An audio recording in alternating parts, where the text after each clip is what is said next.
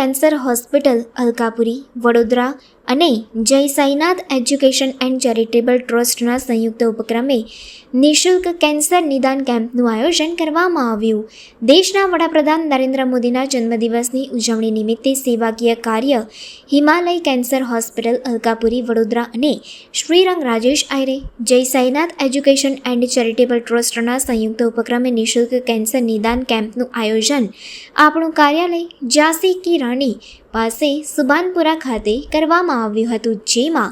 નિષ્ણાત ડોક્ટરોની ટીમ દ્વારા મહિલાઓ અને પુરુષોમાં કેન્સરના રોગોની તપાસ કરવામાં આવી. સાથે હિમાલય કેન્સર હોસ્પિટલ દ્વારા 17 સપ્ટેમ્બરથી 2 ઓક્ટોબર દરમિયાન હોસ્પિટલ તથા જુદા જુદા સ્થળે કેન્સરનો નિઃશુલ્ક નિદાન કેમ્પનું આયોજન કરવામાં આવ્યું છે, જેમાં મહિલા અને પુરુષો તથા બ્રેસ્ટ કેન્સર, સર્વાઇકલ કેન્સર, ગર્ભાશયનું કેન્સર નિઃશુલ્ક નિદાન કરવામાં આવશે. કેન્સરના દર્દીઓને આયુષ્યમાન કાર્ડ અંતર્ગત 10 લાખની નિઃશુલ્ક સારવાર આપવામાં આવશે. કેમ્પમાં શહેર ભાજપના કારોબારી સભ્ય અને પૂર્વ કાઉન્સિલર રાજેશ આયરે, હિમાલય કેન્સર હોસ્પિટલના MD doctor Rajesh Korant, Himalaya cancer હોસ્પિટલના ડૉક્ટર્સની ટીમ ઉપસ્થિત રહી હતી. હિમાલય કેન્સર હોસ્પિટલના એમડી ડૉક્ટર રાજેશ કોરંટે શું જણાવ્યું, આવો સાંભળીએ. સમગ્ર વિશ્વભરના નેતા અને ભારતના લોકપ્રિય નેતા એવા માન્ય નરેન્દ્રભાઈના જન્મદિવસના જે પખવાડી કાર્યક્રમની અંદર તમે જોઈ રહ્યા છો કે આધાર કાર્ડના કેમ્પ, આયુષ્યમાન કાર્ડના કેમ્પ, સાથે પાન કાર્ડના કેમ્પ, ઇલેક્શન કાર્ડ કેમ્પ અને સાથે કેન્સરના પણ કેમ્પ. અમે રાજેશભાઈ અને ખાસ કરીને હિમાલય હોસ્પિટલને આજે ખૂબ અભિનંદન પાઠવીએ છીએ કે કેન્સર જે એક એવો રોગ કે જે લોકો એનું નામ સાંભળતા જ લોકો ડરી જાય, પણ એમાં કોઈ ડરવાની જરૂર નથી હોતી, કારણ કે જે રીતના તબીબો દ્વારા અને ખાસ કરીને હિમાલય હોસ્પિટલ એ સમગ્ર વડોદરા શહેરની અંદર આજે એક એવી પ્રખ્યાત હોસ્પિટલ થઈ ગઈ અને એમાં પણ જ્યારે આ હોસ્પિટલ દ્વારા લોકોને નિઃશુલ્ક નિદાન કરવામાં આવે છે, તો આપને આજના આપણા કાર્યાલયથી આપ લોકોને ખાસ વિનંતી કરું છું કે તમારી આજુબાજુ જે પણ લોકો હશે એ લોકોને હજુ આ કેમ્પ એ લોકો નિઃશુલ્ક રીતના નિદાન તરીકે હિમાલય હોસ્પિટલમાં થઈ રહી છે, તો આપ ત્યાં જઈ અને ત્યાં કરાવી શકો છો. આજના દિવસે જે લોકો દ્વારા સપોર્ટ કરવામાં આવે એ લોકોનો આભાર માની, ખાસ કરીને હિમાલય ટીમનો અમે ખૂબ આભાર માનીએ છીએ કે આવી રીતના લોકપ્રિય નેતાના સમયે અને જે લોકો દુઃખી છે, પીડિતો છે, સમાજથી દૂર રહેલા છે એવા લોકો માટે આવા નિદાન કેમ્પો કરી અને આપણે સમાજમાં જાગૃતિ ફેલાવવાનો એક ખૂબ ઉમદા પ્રયાસ એમના દ્વારા કરવામાં આવ્યો. એના માટે સમગ્ર શ્રીરંગ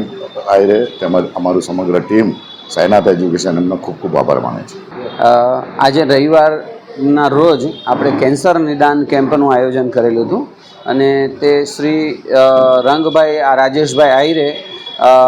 સાઈનાથ એજ્યુકેશન ટ્રસ્ટ અને હિમાલયા કેન્સર હોસ્પિટલના સંયુક્ત ઉપક્રમે આજે કેન્સરના તમામ પ્રકારના દર્દીઓને આજે નિઃશુલ્ક તપાસ કરી અને એને આગળની સારવાર પણ નિઃશુલ્ક થઈ શકે તેના માટેનું આયોજન આપણે ઝાંસીની રાણી આપણું કાર્યાલય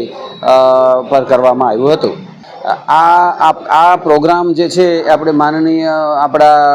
વડાપ્રધાન શ્રી નરેન્દ્રભાઈ મોદી એના જન્મદિવસ નિમિત્તે આપણે આજે પખવાડિયું જે છે 17 સપ્ટેમ્બરથી આપણે 2 ઓક્ટોબર સુધી જે ઉજવવાના છીએ તેના સંદર્ભમાં અમે વિવિધ જગ્યાએ આવી રીતના કેન્સર ડાયગ્નોસ્ટિક કેમ્પ કરવાના છીએ અને તેમાં મુખ્યત્વે મોઢાના કેન્સરો જે છે